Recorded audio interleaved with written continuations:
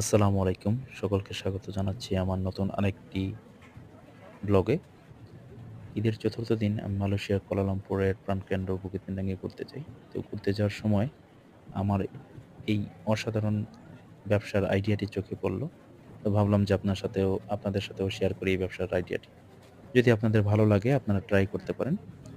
এই যে চাইনিজ মুসলিম ভাইটি, তো উনি এখানে কিছু সাধারণ রুটি বিক্রি করেন। উনারা এই রুটিগুলো প্রায় বংশ পরম্পরায় ১২০০ বছর যাবৎ বিক্রি করতেছেন। রুটিটি দেখতে অনেকটা আমাদের বাংলাদেশের মোগলাই পরোটার মতো। যেখানে আমরা ডিম, পেঁয়াজ কুচি এবং কাঁচামরিচ ব্যবহার করি। তো এখানে উনারা পেঁয়াজ কুচি আর হচ্ছে হলো যে আপনার মাংসের কিমা ব্যবহার করে। উনারা ২ ধরনের মাংসের কিমা ব্যবহার করে। সাধারণত চিকেন অ্যান্ড বিফ। তো উনারা এক ধরনের সিক্রেট স্পাইস এখানে ব্যবহার করে। যেটা আমি উনাদেরকে জিজ্ঞাসা করছিলাম, এটা কি মসলা এখানে আছে? উনারা বলে নাই। তো যাই হোক, প্রতিটা ব্যবসায়ী একটা গুমর থাকে। তো আপনারা চাইলে নিজেদের মতো করে একটা স্পাইস ডেভেলপ করতে পারেন। ডেভেলপ করে এরকম একটা সুন্দর একটা বিজনেস স্টার্ট করতে পারেন।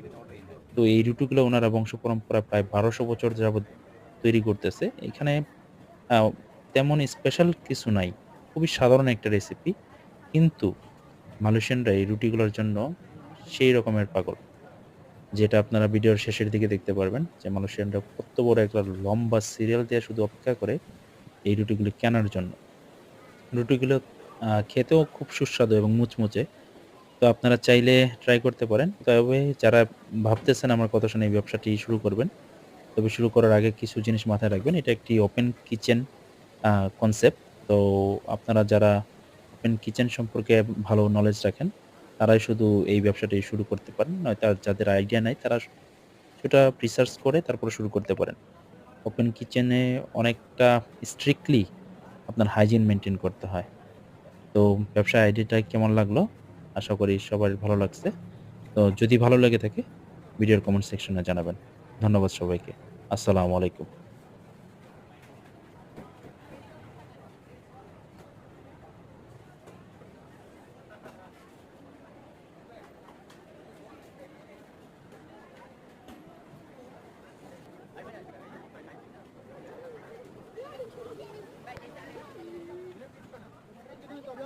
Jadi,